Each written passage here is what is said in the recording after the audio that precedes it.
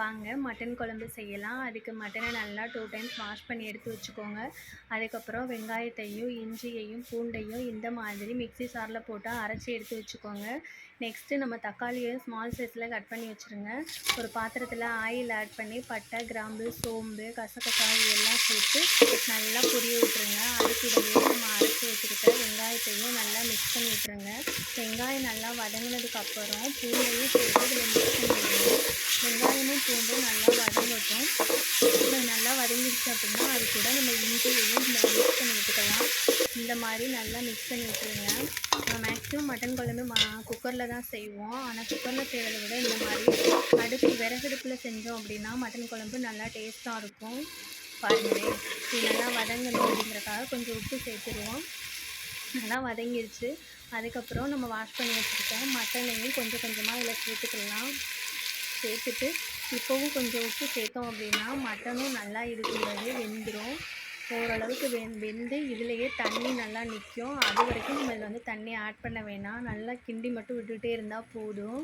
பாருங்கள், நல்லா கிண்டி விட்டுகிட்டே இருக்கணும். மட்டன் குழம்பு எல்லாருக்குமே ரொம்ப பிடிக்கும். ஆனால் இந்த மாதிரி நீங்கள் வச்சிங்க அப்படின்னா இன்னும் எல்லாருக்குமே ரொம்ப பிடிக்கும் ஃப்ரெண்ட்ஸ். இந்த மாதிரி நீங்கள் ட்ரை பண்ணி பாருங்கள் உங்கள் வீட்லேயும். பாருங்கள், அது கூட சீரகம் தூளாக ஆட் பண்ணிக்கோங்க. அதையும் போட்டு நல்லா மிக்ஸ் பண்ணி விட்டுருங்க. நெக்ஸ்ட்டு மஞ்சத்தூள் ஆட் பண்ணி விடுங்க. பாருங்கள், முக்கியமான பொருளையும் மறந்தாச்சு.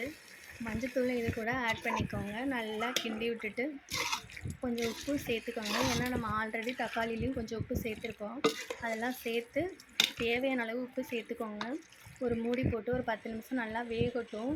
வெந்ததுக்கப்புறம் மறுபடியும் ஓப்பன் பண்ணி பாருங்கள். அடிக்கடி பிடிச்சிடாமல் நல்லா கிண்டி விட்டுக்கிட்டே இருந்தீங்க அப்படின்னா ஓரளவுக்கு மட்டன் வந்து இப்போவே பாதி வெந்துடும்.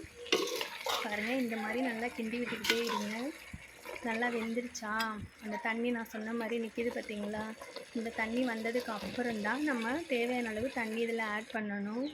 அப்படி ஆட் பண்ணோம் அப்படின்னா நம்ம குழம்பு வந்து நல்லா டேஸ்ட்டாக இருக்கும். இல்லைனா நம்ம ஃபஸ்ட்டே தண்ணி ஊற்றிட்டோம் அப்படின்னா கறியெல்லாம் அப்படியே மிதந்துட்டே இருக்கிற மாதிரி இருக்கும். இப்போனா பாருங்கள், நல்லா வதங்கிருச்சு. அந்த சுண்டிருச்சு பார்த்தீங்களா?